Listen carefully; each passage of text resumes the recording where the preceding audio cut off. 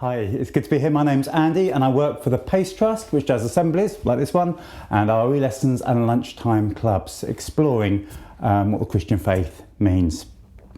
Now, I used to be a vicar, and one of the jobs I used to do as a vicar was I used to christen babies, and that's where you do a sign of the cross on their forehead. And I was thinking, what does the cross actually mean? Think of some uses or some places in our everyday lives where we see a cross.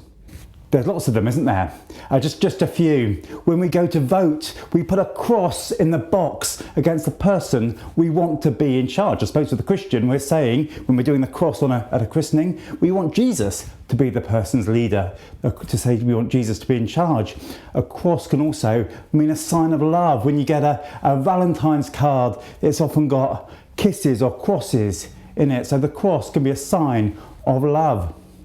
It can also be a sign that we've got something wrong as well. When I was doing my maths, the teacher used to put crosses on it because I wasn't very good at getting my sums right. Also, a cross in a thing called algebra means it's something really important that we've got missing. Something we've got to find out what it means to understand what's going on. Or if you're writing a treasure map or looking at a treasure map, the cross tells you where the treasure is. And I suppose for Christians we'd say that Jesus is that treasure. Or maybe it's a symbol of rescue. The red cross is another picture of a cross. There's lots and lots of crosses in our world that mean lots and lots of things. In fact, sometimes you might see a cross with a picture of Jesus on it. And that's what we remember, that Jesus died on a cross. For the early Christians and the people in Jesus' time, the cross was actually a sad symbol of death. And that's what we're remembering this Easter, that Jesus died. And that's often why we have a cross with Jesus on it, a crucifix it's called. But sometimes we have a plain cross, a cross without Jesus on it. And that's because Christians remember Easter, that Jesus didn't stay dead, but he rose again. Now I was thinking, what does the cross mean for Christians? The Bible says that because of the cross of Jesus, because Jesus died and rose again, we are new creations. The old has gone and the new has come. All the wrong things we thought, said and done wrong can be forgiven. Now I was thinking a little bit about this. I used to work in a nursing home and we used to have to wear white clothes like this. Make sure I get it on the right way round.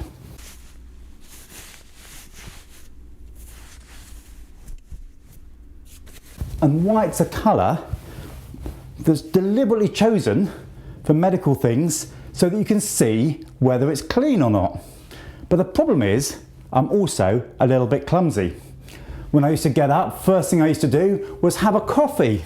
And often, even before I started work, I'd managed to spill some all down my front. So I used to come into work with lots of coffee all over me. And then one of the first things we'd do is we'd go round getting people up and giving them their early morning cup of tea. And again, often end up wearing lots and lots of tea. You'd then give them their breakfast, maybe some lovely porridge like this here. And again, we'd have that. Sometimes we'd go down my front. Or maybe some toothpaste, always getting toothpaste down my front. And at the end of the shift, sometimes what we had, my uniform looked absolutely disgusting. There's all sorts of mucky stuff all over it. Now I could say, yeah, it's not that bad. There's only a little bit of mess here. It's not that mucky. But the truth is, I couldn't wear this for another shift. It's too mucky. It's too gross. It's too disgusting. And what I'd have to do each shift was put on a new uniform.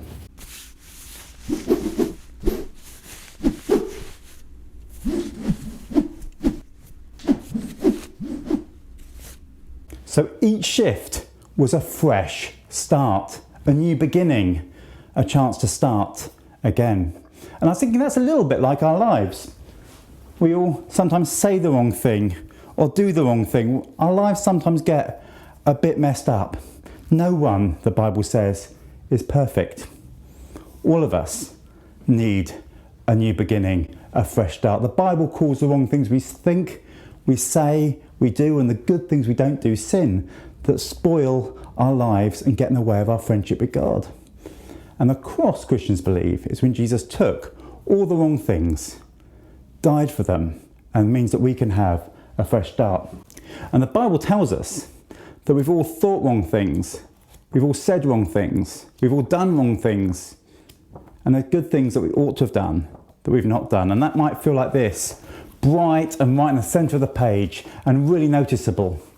But as a Christian, I believe that when we come to God and when we say sorry to him, he forgives us and gives us a fresh start and a new beginning, free from the things of the past.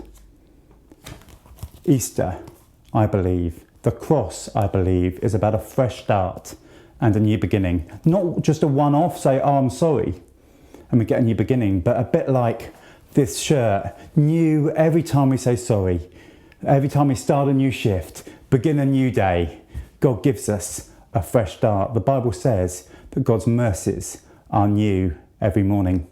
So what's the cross here about? It's about a lot of things, but for me, it's about the ability and the opportunity to have a fresh start, a new beginning, and a friendship with God.